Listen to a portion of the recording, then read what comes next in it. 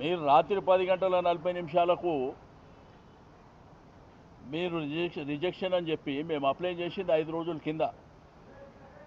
ఒకవేళ మీరు నిన్ననో మొన్ననో రిజెక్షన్ చేస్తే మేము కోర్టు ద్వారా పర్మిషన్ తీసుకుంటుంటే, ఈరోజు ముఖ్యమంత్రి గారు ఎక్కడన్నా పోతేనేమో అందరిని అరెస్ట్ చేస్తారు ప్రతిపక్ష పార్టీలని.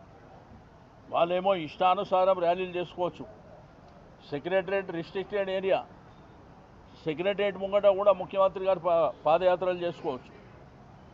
కానీ ప్రజాస్వామ్యం లోపల మాకు హక్కు లేనట్టు, మా అస్తిత్వం, మా సికింద్రాబాద్ ప్రజలు 220 సంవత్సరాల చరిత్ర ఉన్నటువంటి మా ప్రాంతాన్ని, మా ప్రాంతం పేరు లేకుండా మా అస్తిత్వం మీద దెబ్బ కొట్టినప్పుడు ప్రజాస్వామ్యబద్ధంగా మేము నిరసన చెప్పేటువంటి కార్యక్రమాన్ని ఈరోజు ఏర్పాటు చేసుకున్నాం. మీరు చూస్తే ఒక కర్ఫ్యూని తలపించే విధంగా కొన్ని వేలాది మంది పోలీసులు పెట్టి ఎక్కడదక్కడ అరెస్టుల పర్వం కొనసాగించడం అనేది దుర్మార్గమైనటువంటి చర్య.